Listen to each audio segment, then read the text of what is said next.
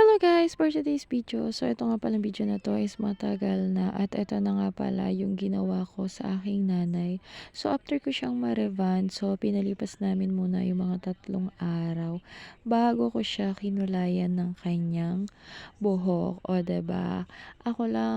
Kami lang dalawa yung nagre-rebond ng mga buhok namin at nagkukulay ng mga buhok namin. So para tipid, 'di ba, alam niyo naman kasi kapag magpapa-rebond tayo sa parlor ay talaga namang ang mahal.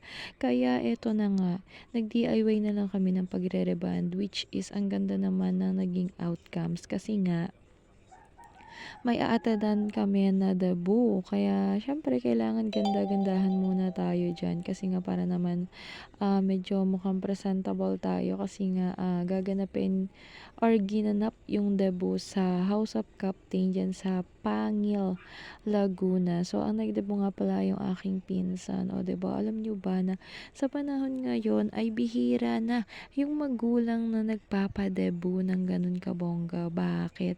Kasi nga sa mahal ngayon ng bilihin at ang hirap kitain ng pera. Pero alam nyo ba na yung pagpapadebo ng ganon is once in a lifetime. So alam mo yun, once in a lifetime, minsan lang sa buhay ng isang babae na magdadalaga na makakarating ng 18 na wala pang asawa. Kasi nga ang inyong ante ay nakapag-asawa ng maaga, oo. Dahil sa sobrang ganda ay mabentang mabenta. Ay charot, sobrang ganda talaga. Ay nako, sinasabi ko sa inyo, hindi naman sa pagbibiro at hindi sa pagsisinungaling kahit ganito yung itsura ko. Ay marami rin naman ako nga napaibig na mga lalaki. Kaso nga lang ay sa palso tayo napapunta. O diba, palso talaga. Ano yan, pilay? Charot!